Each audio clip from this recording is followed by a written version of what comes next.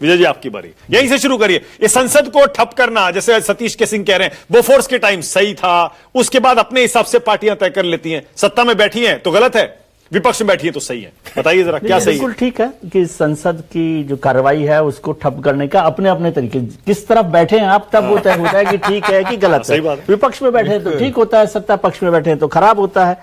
लेकिन संसद के कार्रवाई को ठप करना भी एक विरोध करने का तरीका है। लेकिन उसकी एक लिमिट होनी चाहिए कि ये ना हो कि वो विरोध का वो मौका ही पूरा खत्म हो जाए। जैसे आपने एक शब्द लाइन का इस्तेमाल किया कि राहुल गांधी जी को बोलने नहीं दिया गया। सर 46 मिनट बोले थे राहुल गांधी जी, 46 मिनट, और लोकसभा अध्यक्ष उन्हें बार बार नियमों का हवाला दे रहे थे। मैं मानता हूं कि उनको रोका गया होगा, प्रति सत्ता पक्ष के लोगों ने बोला होगा, लेकिन राहुल गांधी जी अपने पार्लियामेंट्री एक्सपीरियंस को, क्योंकि अब तो बहुत लंबा हो गया, 2014 से 24 तो यही हो गया, 4 से वो लगातार कर रहे हैं तो 20 साल हो गए। उस दौरान वो उस इशू पर, और एलओपी के पास तो कोई टाइम लिमिट भी नहीं है, वो क्या करते कि सत्ता पक्ष पर जितने निशाने बनाने थे, जो आरोप लगाने थे जिन चीजों का, उन सब का इस्तेमाल करते करते बीच में नरवणे साहब को भी ले आते।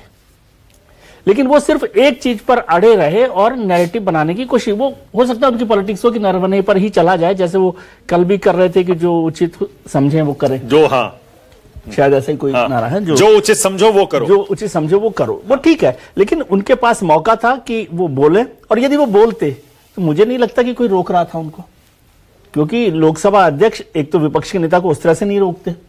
एक तो हमने देखा था कि जिस दिन वो बजट आया था तो उस दिन राहुल गांधी जी से पूछा कि आपकी रिएक्शन क्या है, तो उनका मैं लोकसभा में बोलूंगा। अच्छी बात है, क्योंकि हाउस चल रहा हो तो लोकसभा में बोले, वो बेहतर बात है, लेकिन लोकसभा में वो नहीं बोले। तो ये कहना कि उनको नहीं बोलने दिए कि ऐसा नहीं, उन्होंने उस समय का ठीक से इस्तेमाल नहीं किया। या कर लिया नहीं, वो एक नैरेटिव के लिए कर लिया, लेकिन या कर गए, वही बात है ना, ये दोनों बातें हैं। मैं इसलिए कह रहा हूं कि उनका जो नैरेटिव होगा, उनका जो आइडिया होगा कि भाई इस तरह से हमको इस पर अटैक करना है, तो वो वहां पर वो सही साबित हुए कि उनको जहां पर अटैक करना था वो वहां पर उनको बेसिकली मोदी जी की जो एक लौह पुरुष की छवि है उसको कमजोर, उसको डेंट करना है किसी भी उसमें तरह दो तरीके नहीं, उसमें दो बातें, एक तो लौह पुरुष की छवि को कमजोर करना है, दूसरा जो भारतीय जनता पार्टी बार बार नेहरू को, कांग्रेस सरकारों को चीन पर घेरती है, उस चीन पर मोदी सरकार को घेरना है कि भाई आप भी वहीं पर खड़े। ये एक बेसिक बात थी उसमें जो चीन को लेकर, और मुझे लगता है कि सरकार को लगता होगा कि भाई अभी इतना सेंसिटिव हो रहा है, चीन के साथ हमारे रिश्तों में कुछ बदलाव हो रहा है, मुझे नहीं पता अच्छा हो रहा है खराब हो रहा है, लेकिन उस समय चीन पर चर्चा ना हो। ये नरवणे का मसला नहीं था, ये मसला था कि चीन को लेकर क्या भूमिका रहती है, कैसे सरकार देखती है, नहीं देखती, इसलिए शायद ये काम किया गया। अच्छा, दूसरा वो लोकसभा वाला भी हाथ क्या बता दीजिए, ये महिला सांसदों का बैनर लेकर उनकी कुर्सी, प्रधानमंत्री की कुर्सी के पास जाके घेरा बना लेना, फिर इधर से एनडीए की महिला सांसदों का आ जाना, टकराव होते होते बचा है वहां पर, और स्पीकर ने कहा कि मैंने ही पीएम से कहा था मत आइए वरना पता नहीं कुछ हो जाएगा। नहीं, वो तो ठीक है बात, देखिए विपक्ष का जो विरोध होता है हमेशा सदन में अपनी तरफ रहकर, लॉबीज बनी हुई है ना वहां पे विपक्ष की और सत्ता पक्ष की, आप कितना भी विरोध करते हैं, वेल में भी आते हैं तो दूसरी तरफ नहीं जाते। ये तो सदन की प्रक्रिया के हिसाब से, परंपरा के हिसाब से, नियम के हिसाब से प्रधानमंत्री तक नहीं जाना चाहिए। लेकिन मैं इसको नहीं मानता कि प्रधानमंत्री जी की सुरक्षा को कोई खतरा हो गया होगा, मैं इसको ऐसे नहीं देखता। हमारा सदन भी सुरक्षित है, प्रधानमंत्री भी सुरक्षित है, और जितने सांसद गए होंगे क्या वो प्रधानमंत्री पर हमला करने गए? नहीं तो कोई नहीं मानता। अब ये तो लोकसभा अध्यक्ष ने जो बोल दिया है, मैं समझता था कि यदि वो इतने गंभीर है तो उनको तुरंत इस पर जांच बैठानी चाहिए, पर शायद प्रधानमंत्री की सुरक्षा से बड़ी चिंता कोई नहीं हो सकती। लेकिन विजय जी शायद यही राहुल गांधी और कांग्रेस पार्टी और इंडिया गठबंधन के लोग चाहते थे। याद करिए, राहुल जी चले गए थे झप्पी देने मोदी जी की कुर्सी पे, कुछ हो गया था? नहीं हुआ कुछ नहीं, मैं कह रहा हूं वो यही चाहते हैं कि शायद वीडियो में ये सब कैद हो जाए। राहुल जी ने एक दिन पहले क्या कहा, राहुल जी ने एक दिन पहले क्या कहा था विजय, उन्होंने कहा था पीएम आएंगे मैं उनको एक किताब भेंट करूंगा। हाँ, तो इसमें क्या, कौन सा हमला हो रहा है? कोई हमला नहीं हो रहा है, लेकिन मैं कह रहा हूं शायद सत्ता पक्ष नहीं चाहता था, सत्ता पक्ष राहुल जी पीएम की कुर्सी तक आए और उनको कुर्सी दें। मैं सत्ता पक्ष क्या चाहता था नहीं चाहता था जा ही नहीं रहा। मैं कह रहा हूं लोकसभा अध्यक्ष ने अगर कहा कि मैंने प्रधानमंत्री जी को मना किया, उनकी सुरक्षा को खतरा है, तो लोकसभा अध्यक्ष को तुरंत एक जांच बैठानी चाहिए कि भाई प्रधानमंत्री की सुरक्षा को खतरा देने वाले कौन लोग थे, ये काम क्यों नहीं हुआ? क्या लोकसभा अध्यक्ष से, मतलब ये हो सकता है कुछ लोग मुझ पर आप आपत्ति करें कि आप लोकसभा अध्यक्ष पर सवाल कर रहे हैं, लेकिन लोकसभा अध्यक्ष से ज्यादा मुझे चिंता प्रधानमंत्री की सुरक्षा की है। और लोकसभा अध्यक्ष कह रहे हैं तो मैं उसको बहुत गंभीर मानता हूं, मैं उसको नॉन सीरियसली नहीं ले रहा। तो मैं कह रहा हूं जब इतना सीरियस इशू है कि लोकसभा अध्यक्ष कह रहे हैं और प्रधानमंत्री की सुरक्षा की चिंता सदन के अंदर है, ऐसा तो कभी नहीं हुआ, तो उसके आगे क्या बढ़ाएं हम लोग? यदि ऐसा नहीं हुआ तो इसका मतलब वो बात एक थोड़ी सी कमजोर हो जाती है। वो मुद्दा है। प्रदर्शन करना, विरोध करना, ये सब पर ये बताइए, कांग्रेस पार्टी की स्ट्रेटेजी यही थी ना, राहुल जी ने एक दिन पहले कहा था मोदी जी आएंगे मैं उनको ये जनरल नरवणे की किताब भेंट करूंगा।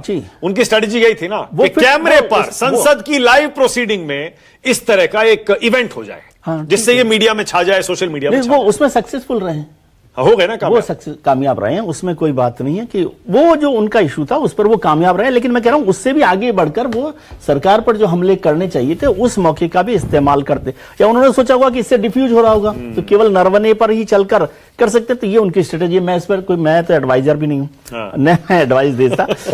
लेकिन मैं ये कह रहा हूं, सतीश जी ने कहा कि वो बेफिक्र दिख रहे थे और कोई चिंता नहीं है उनको। सर यही तो चिंता कांग्रेस पार्टी की, कि उनको कोई चिंता नहीं है। असली परेशानी तो यह है कि कांग्रेस पार्टी की चिंता यह है कि उनकी लीडरशिप को चिंता नहीं है कि हो क्या रहा है घर में। ये एक बड़ी चिंता, घर में या देश में?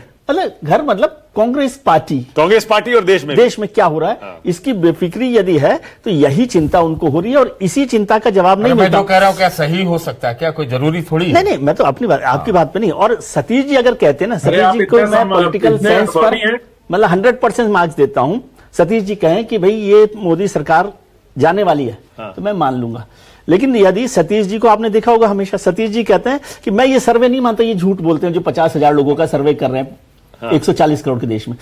50,000 लोगों का सर्वे तो झूठा होता है, लेकिन 20 लोगों से बात करके आप तय कर सकते हैं। अरे तो मैंने कहा दावा किया, मैंने दावा नहीं किया, मेरा फर्जी सर्वे। चलिए नहीं फर्जी नहीं, मैं ये कह रहा हूं कि सतीश जी अगर खुद कहें कि भाई मैं ऐसा मानता हूं कि ये सरकार लोकप्रिय नहीं है, तो मैं उनके पॉलिटिकल सेंस पर ज्यादा नहीं। जो देखिए, ये 20 लोग जिसको मैं जानता भी नहीं हूं, 20 लोग जिसको नहीं जानता हूं, उसमें एक दो को थोड़ा बहुत जानता होगा, अगर वो एट्रेंडम कुछ बोलता है तो मैं उसको तवज्जो देता हूं। नहीं वो ठीक है, मैं तो ये कह रहा हूं आप अगर खुद भी कहते हैं कि भाई ये सरकार बिल्कुल लोकप्रिय नहीं है, 100% अलोकप्रिय है, तो भी मैं उनके सेंस पर जाता। नहीं, मैं वो उसको लेकर नहीं कह रहा। बहुत सारे लेयर्स और फिर देखिए सब चीजों के वो होते हैं ना। अभी हम जो नतीजे दे रहे हैं, डेमोक्रेसी तो इलेक्शन से चलती है, नतीजों से चलती है ना। वो नतीजे में वो सारे लोग क्यों नहीं दे रहे वोट जो सतीश जी को मिलते हैं? या ये वो लोग हैं विजय जी जो सतीश जी को मिले, जो वोटर तो बीजेपी के हैं, लेकिन वो बोर हो जाते हैं।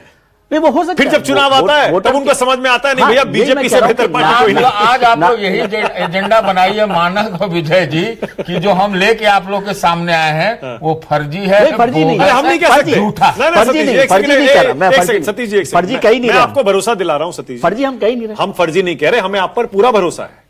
मैं किसी मत पर ये मानने को तैयार नहीं हूं कि सतीश जी यहां पर झूठ बोल रहे हैं। फर्जी बिल्कुल नहीं कह रहा मैं। सतीश जी जिस बात को फर्जी कहते हैं उस पर वो खुद भरोसा कर रहे हैं। सतीश जी हमेशा सर्वे को फर्जी कहते हैं। आनंद जी से बोलिए, उसके बाद एक बात जरूर बोलूंगा। हाँ बोलिए। अगर वो जो सो कॉल्ड DBC को पता नहीं क्या क्या नाम से आजकल सर्वे आ रहे हैं, उनसे तो मेरा जरूर का जरूर से जरूर, ये मैं एफिडेविट दे सकता हूं, ये वाला मैं तो कह रहा हूँ सतीश जी अकेले भी कहें तो भी मैं मानने को। आनंद विजय बोलिए, उसके बाद रविंदर। सतीश जी और विजय जी की बातों को सुनकर मुझे दो चीज याद आ रही है। हाँ बोलिए। सतीश जी और विजय जी की बातों को सुनकर मुझे दो चीज याद आ रही है। एक अंग्रेजी का कहावत है sir, a man is known by his company he keeps. तो जिस कंपनी में रहेंगे सर्वे वैसा ही आएगा। और दूसरा जो बेफिक्री वाली बात है, उस पर मुझे एक फिल्म का गाना याद आ रहा है, क्या गम है जिसको छुपा रहे हो तुम यूं कितना मुस्कुरा रहे हो।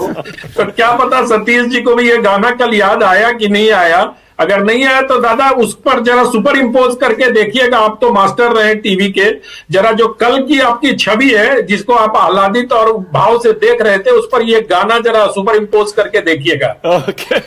अब रविंदर सिंह गाना तो वो भी है कि हर गम को मैं धुएं में उड़ाता चला गया। धुएं वाला तो फिर आप लोग हर गम को हर हमले को धुआं कर दिया, ये भी तो थोड़ा जोड़ दीजिए ना। अब रविंदर